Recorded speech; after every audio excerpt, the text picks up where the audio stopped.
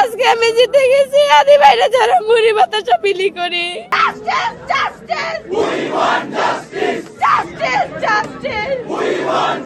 আমি যখন মনোনয়ন ফর্ম জমা দিয়েছিলাম, আদি ভাই যেহেতু ব্যস্ত থাকতেন, আমি ওনাকে এসএমএস দিয়েছিলাম।